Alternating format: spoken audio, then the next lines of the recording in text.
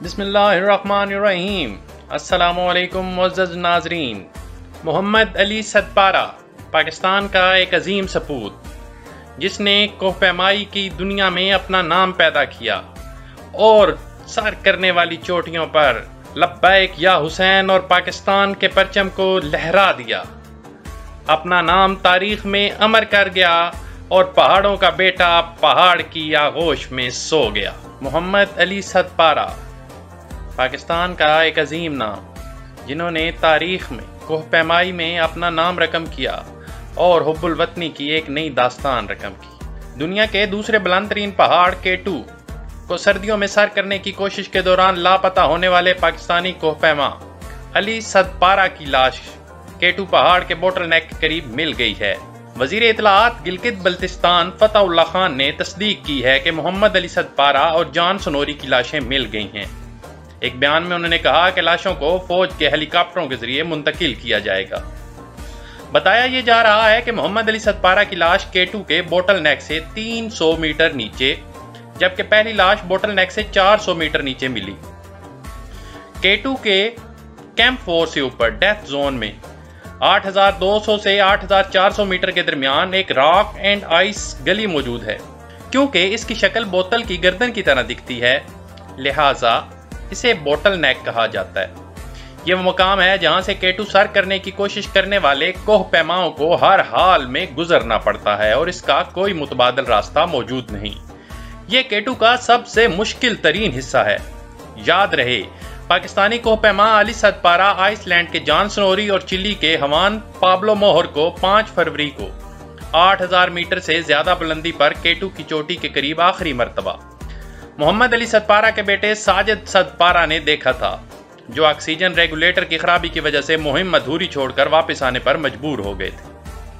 علی صدپارہ اور ساجد صدپارہ اس مہم میں بطور ہائی ایلٹیٹیوڈ پورٹر شریک تھے۔ تقریباً 2 ہفتے تک زمینی اور فضائی ذرائع کا استعمال کرنے کے بعد حکام نے 18 فروری کو علی صدپارہ سمیت لاپتہ ہونے والے 3 کوہ پیماؤں کی موت کی تصدیق کرتے ہوئے ان کی تلاش کے لیے جاری کارروائی ختم کرنے کا اعلان کر دیا تھا۔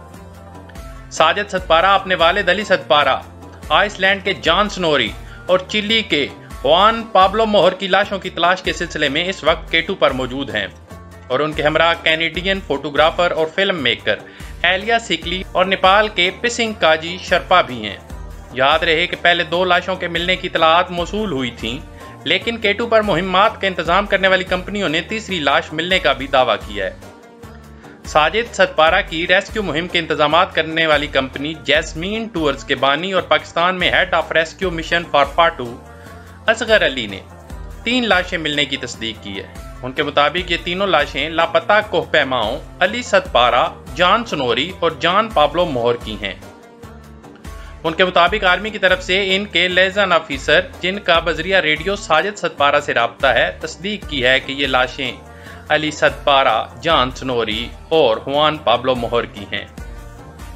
اس سے پہلے K2 پر مہمات کا انتظام کرنے والی کمپنی مہاشا برم ایکسپیڈیشن کے مالک محمد علی نے BBC سے بات کرتے ہوئے علی صدپارہ کی لاش ملنے کی تصدیق کی ہے۔ ایکسپیڈیشن کے مالک محمد علی نے BBC سے بات کرتے ہوئے بتایا کہ ان کی ٹیم میں شامل رسیاں لگانے والے شرپاؤں کو بوٹل نیک کے قریب 2 لاشیں ملی، جن میں سے ایک کی شناخت کر لی گئی ہے اور وہ محمد علی صدپارہ کی لاش ہے، جبکہ دوسری لاش کی شناخت ابھی تک نہیں ہو سکی۔ محمد علی کے مطابق ان کی مختلف ممالک کے 19 کوہ پیماؤں پر مشتمل ٹیم K2 کی جانب رواں دواں تھی اور اس دوران 7 شرپا سب سے پہلے رسیاں فکس کرنے اوپر جا رہے تھے۔ جب یہ 7 افراد سمٹ کی جانب رسی فکس کرنے گئے تو کیمپ 4 سے آگے بوٹل نیک کے قریب پہنچنے پر انہیں ایک لاش ملی اور گھنٹے بعد تقریباً 100 میٹر اوپر جا کر دوسری لاش ملی۔ کچھ دیر بعد انہوں نے بتایا کہ تیسری لاش بھی مل گئی۔ محمد علی صدپارہ اور ان کے ساتھیوں کو پیش آنے والے حادثے کو تقریباً 5 ماہ اور 8 دن گزر چکے ہیں، تو پھر ان کی لاشوں کی شناخت کیسے کی گئی؟ اس سوال کے جواب میں اتنے عرصہ گزرنے کے بعد ان شرپاؤں نے محمد علی کو کیسے شناخت کیا؟ محمد علی کے مطابق جس وقت ان کی ٹیم بیس کیمپ سے نکل رہی تھی، اس وقت صدپارہ کے بیٹے ساجد صدپارہ نے انہیں کچھ تصاویر اور نشانیاں بتائی تھیں، جن کی بنا پر علی صدپارہ کی لاش شناخت کی گئی۔ محمد علی نے بتایا تھا کہ ان کی ٹیم نے ساجد ستپارہ تک یہ خبر پہنچا دی ہے اور لاشوں کو نیچے لانے کے متعلق فیصلہ ساجد ستپارہ ہی کریں گے۔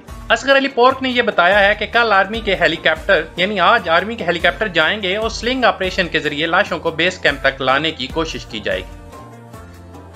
انہوں نے یہ بھی بتایا کہ آج سے قبل پاکستان میں ایسا آپریشن کبھی نہیں کیا گیا کہ اتنی اونچائی سے لاشوں کو نیچے لایا جائے۔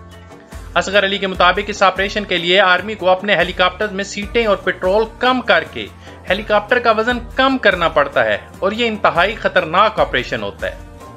اگر آرمی کامیاب ہو گئی تو دنیا میں اتنی اونچائی سے لاشیں نیچے لانے کا یہ ایک ریکارڈ آپریشن ہوگا۔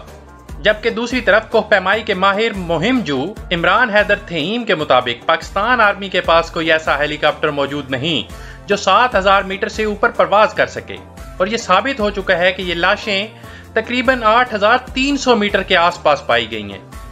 لہٰذا ان لاشوں کو جہاں یہ موجود ہیں یعنی 8300 میٹر کی بلندی پر وہاں سے ورٹیکل 7000 میٹر نیچے تک لانا پڑے گا، جو K2 کے بلیک پیرامڈ سیکشن ہے۔ یہ علاقہ بہت زیادہ پتھریلا ہے، کوہ پیماؤں کو ہر حال میں یہاں تک لاشوں کو اٹھا کر لانا پڑے گا۔ عمران کے مطابق اس کام کے لیے ایک منظم اور مربوط کوشش کی ضرورت ہے، کیونکہ یہ 2-3 بندوں کے بس کا کام نہیں۔ ان کے مطابق لاشوں کو 7000 میٹر تک لانے کے لیے کم از کم 10 سے 15 ایکلیمیٹائزڈ کوہ پیماؤں کی ضرورت ہے، یعنی ایسے کوہ پیما جو اتنی بلندی پر بھی بغیر آکسیجن سلنڈر کے کام کر سکتے ہوں۔ جب تک ان لاشوں کو 7000 میٹر تک نہیں لایا جا سکتا، دنیا کا کوئی سلنگ آپریشن ممکن نہیں۔ 18 فروری کو اپنے والد سمیت 3 کوہ پیماؤں کی موت کا اعلان ساجد ستپارہ نے اسکردو میں منعقدہ ایک پریس کانفرنس میں کیا۔ اس وقت ساجد کا کہنا تھا K2 نے میرے والد کو ہمیشہ کے لیے اپنی آغوش میں لے لیا۔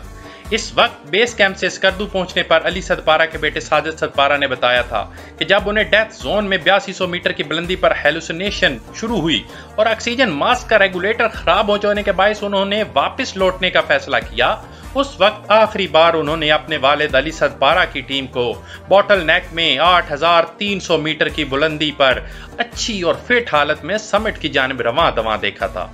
ساجد کا یہ بھی کہنا تھا کہ انہیں لگتا ہے کہ ان کے والد نے سمٹ کیا، یعنی K2 کی چوٹی تک پہنچے ہیں، اور ان کے ساتھ جو بھی حادثہ ہوا وہ سمٹ سے واپسی کے سفر میں باٹل نیک یا کہیں نیچے ہوا۔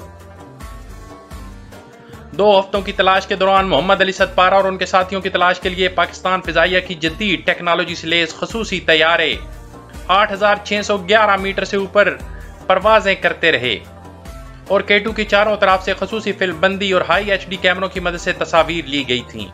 سرچ آپریشن کے دوران آئس لینڈ اور چلی نے بھی سیٹلائٹ تصاویر جاری کی تھیں، جس میں محمد علی ستپارہ اور ٹیم کے اس آخری مقام کی نشاندہی کی گئی تھی جہاں سے ان سے آخری بار رابطہ ہوا تھا۔ سرچ کے دوران زمینی راستوں سے بھی ان تینوں کوہ پیماؤں کی لاشیں تلاش کرنے کی کوشش کی گئی، تاہم اس مقصد میں کوئی کامیابی نہ مل سکی۔ اسی وقت یعنی فروری میں ہی مہم جو عمران حیدر تھیم نے بھی اندازہ لگا لیا تھا کہ جون جولائی میں سمٹ کے لیے آنے والوں کو ان 3 افراد کی لاشیں ملنے کا امکان ہے۔ محمد علی ستپارہ ایک عظیم نام، ایک عظیم محب وطن اب ہم میں نہیں رہا، لیکن اس کی یادیں، اس کا عزم، اس کا ارادہ K2 جیسی بلند و بالا پہاڑی بھی کم نہ کر سکی۔ ملتے ہیں کسی اور مزیدار ویڈیو کے ساتھ۔ اللہ حافظ۔